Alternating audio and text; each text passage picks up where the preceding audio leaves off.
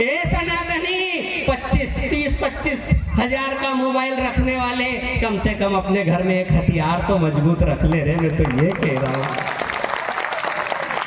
इतना तो कर ले रे, कम से कम इतना तो कर ले। और नहीं मिले हथियार तो मेरा पता लिख लो, नरसिंह आश्रम खिलचीपुर लाइव टेलीकास्ट में कह रहा हूँ, हर से ले जाए जो हथियार पर रख लो रे, घर में रख लो।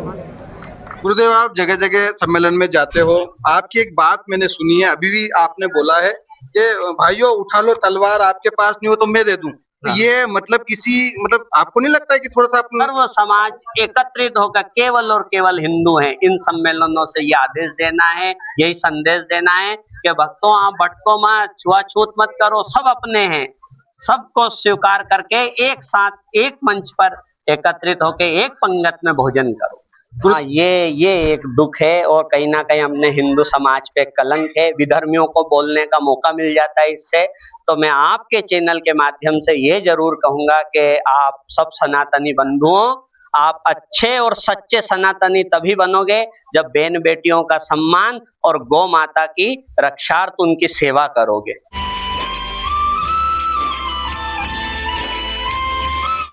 अपनी सीमा पे खड़ा रे पाकिस्तान, खड़ा रे पाकिस्तान, चलो रे भाई लड़ने को। मैं लड़ने की नहीं कह रहा हूँ, तुम्हारा गांव बखेड़ में 2-4 टापरा हो तो उन्हें फूक तो ये भी नहीं कह रहा हूँ। मैं तो ये कह रहा हूँ, ए सनातनी 25 हजार का मोबाइल रखने वाले कम से कम अपने घर में एक हथियार तो मजबूत रख ले रे। मैं तो ये कह रहा हूँ,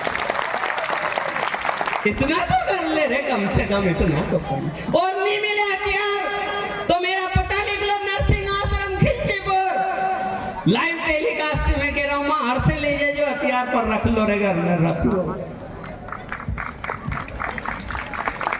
बहुत धीरे बजी हथियार की बात पे, हाथ में जोर नहीं है। जय हो तुम्हें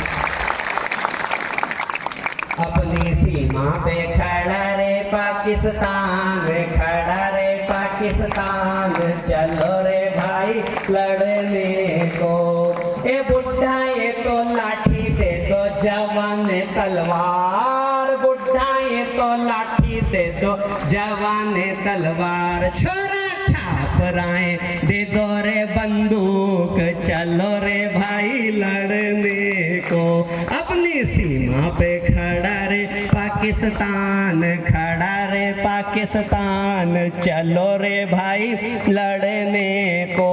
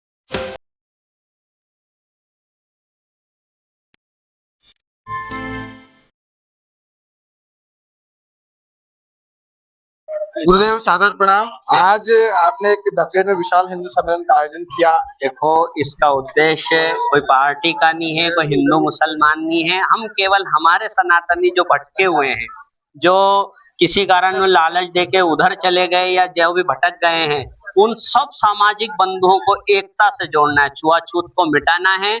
सर्व समाज एकत्रित होकर केवल और केवल हिंदू हैं, इन सम्मेलनों से ये आदेश देना है, यही संदेश देना है कि भक्तों आप भटको मत, छुआछूत मत करो, सब अपने हैं, सबको स्वीकार करके एक साथ एक मंच पर एकत्रित होकर एक पंगत में भोजन करो।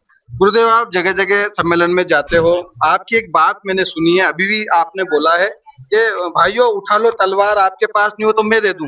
हाँ। ये मतलब आपको नहीं लगता है कि थोड़ा सा नहीं, देखिए क्या आत्मरक्षा, आपके ऊपर कोई प्रहार करेगा तो आप बैठे रहेंगे। एक गांधी जी ने कहा एक मार दो तो एक मार दो, दो मार दो, फिर तीसरे का क्या होगा? तो हम केवल ये चाहते हैं कि आपकी बहन बेटी छोटी छोटी 9 साल की बच्ची पर हमला हो तो कम से कम सबको सुधर तो करो, मजबूत तो करो। सब अपने घर में इतना तो रखो, हम कोई लड़ाई नहीं भेज रहे हैं। कि मैंने ये भी कहा इसके साथ साथ कि आप कोई का मकान मत फूकने जाओ, पर स्वयं के लिए तो रक्षा के लिए तो रखना पड़ेगा साहब। आत्मरक्षा की बात है वो, कि अपने स्वयं की रक्षा के लिए। आदमी जंगल में अकेला सोता है, खेत खलियान में अकेला सोता है तो एक लकड़ी लेकर सोता है। क्यों सोता है? कि कोई किसी प्रकार का हिंसक हम पे आक्रमण नहीं करते। समाज में भी कुछ ऐसे हिंसक आ गए हैं, देश में भी ऐसे हिंसक आ गए हैं जो हम पे आक्रमण ना करें, वो आत्मरक्षा के लिए है और वो रखना चाहिए। गुरुदेव आखिरी आखिरी, बहुत सारे हिंदू लोग गोमाता का जयकारा तो लगाते हैं लेकिन अपने घर में गाय नहीं पालते, उनको क्या कहना चाहिए? हाँ, ये एक दुख है और कहीं ना कहीं अपने हिंदू समाज पे कलंक है। विधर्मियों को बोलने का मौका मिल जाता है इससे। तो मैं आपके चैनल के माध्यम से ये जरूर कहूंगा कि आप सब सनातनी बंधुओं, आप अच्छे और सच्चे सनातनी तभी बनोगे जब बहन बेटियों का सम्मान और गौ माता की रक्षार्थ उनकी सेवा करोगे।